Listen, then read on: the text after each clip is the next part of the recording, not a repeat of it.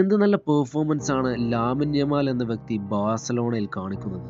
എന്താ ഒരു സ്റ്റൈല്! ഇപ്പോഴത്തെ ലാമിൻ യമാൽ കളിക്കുന്നത് കാണുമ്പോൾ നമ്മൾ അവനെ സാധാരണ യങ്സ്റ്റർ ആയി കാണുന്നത് തന്നെ തെറ്റാണ്. കാരണം അവൻ ചെയ്യുന്നത് സ്കിൽ ഷോ അല്ല, അത് പുവർ കൺട്രോൾ ആണ്. വലിയ വലിയ എക്സ്പീരിയൻസ്ഡ് ഡിഫൻഡേഴ്സ് പോലും അവന്റെ മുന്നിൽ കൺഫ്യൂസ് ആകുന്നുണ്ട്. ഒരു ചെറിയ ബോഡി മൂവ്മെന്റ്, ഒരു ഹാഫ് ടച്ച് അല്ലെങ്കിൽ ടൈമിംഗ് ചേഞ്ച് മാത്രം മതി ഡിഫൻഡേഴ്സിന്റെ ബാലൻസ് പോകാൻ. ഇതൊരു സ്പീഡല്ല, ഇതൊരു ഫുട്ബോൾ ബ്രെയിൻ ആണ്.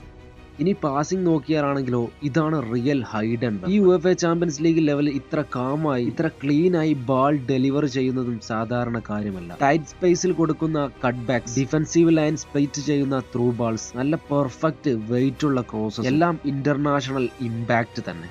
അവന്റെ പാസ് നോക്കുമ്പോൾ തന്നെ നമുക്കറിയാം ഇത് ചാൻസ് ക്രിയേറ്റ് ചെയ്യാനുള്ള പാസ്സാണ്, വെറും റാൻഡം ആക്ഷൻ. അതുകൊണ്ട് തന്നെയാണ് അവൻ കളത്തിലുണ്ടെങ്കിൽ ബാർസലോണ അറ്റാക്ക് കൂടുതൽ അലൈവ് ആക്കുന്നത്. പെർഫോമൻസ് പറയുമ്പോൾ നമ്പേഴ്സ് മാത്രം നോക്കിയാൽ പിക്ചർ മുഴുവൻ കിട്ടില്ല. കാരണം യമാൽ ഇൻഫ്ലുവൻസ് ചെയ്യുന്നത് സ്റ്റാറ്റസിലല്ല. ബാർസലോണ മാച്ച് തോറ്റാലും ഗെയിമിൽ ആരായിരുന്നു മോസ്റ്റ് ഡേഞ്ചറസ് പ്രസൻസ് എന്ന് ചോദിച്ചാൽ ആൻസർ പലപ്പോഴും ഒരേ ദിശയിലേക്കാണ്. കാരണം പ്രഷർ മൊമെന്റ്സിൽ പോലും അവൻ ബാൾ ഡിമാൻഡ് ചെയ്യും, റെസ്പോൺസിബിലിറ്റി ഏറ്റെടുക്കും. അത്ലന്റിക്കോക്കെതിരെ ആദ്യ ഗോൾ വന്നത് അതിന്റെ ഒരു ഉദാഹരണം മാത്രമാണ്. ടാലന്റ് ഉള്ള പ്ലേയേഴ്സ് ഉണ്ടാകും, ഡേഞ്ചറസ് ആയിട്ടുള്ള മൊമെന്റ്സും ക്രിയേറ്റ് ചെയ്യും. പക്ഷെ ഗെയിമിനെ തന്നെ ഇൻഫ്ലുവൻസ് ചെയ്യാൻ പ്രസൻസ് ഉണ്ടാക്കുന്നത് വളരെ റയറാണ്. ഇപ്പോൾ നമ്മൾ കാണുന്നത് അത് തന്നെയാണ്. The Lamine Yamal, the real hero.